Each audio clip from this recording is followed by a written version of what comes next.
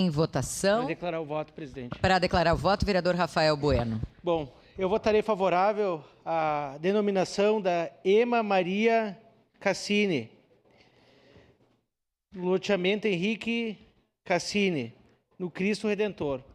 Eu fico feliz no nosso bairro, Solange. A Solange, para quem não conhece, é uma das melhores veterinárias de Caxias do Sul. A Solange é proprietária da Rastro Veterinária, na Vila Ipiranga, né? Então, ela tem essa referência aí de trabalho, cuidado com os animais, né? Então, obrigado, Solange, também por proteger e salvar muitas vidas dos nossos animais de Caxias do Sul. E eu fico muito feliz porque a família Cassini, vereador Velocino Ex, é tradicional, né? Eu tinha o mercado do outro lado da BR e a gente ia ali bastante.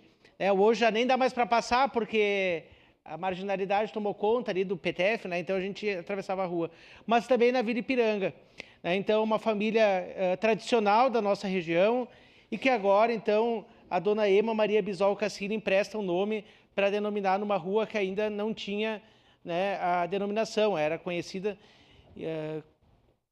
mas não tinha gravado no mapa do município. Então, parabéns aos familiares, ao Nelson também aqui presente, que agora nós teremos essa homenagem. Mas eu faço questão de saudar a Solange aqui, porque ela é uma pessoa muito especial para a nossa região e também para o cuidado com os animais, a proprietária da Rastro Veterinária.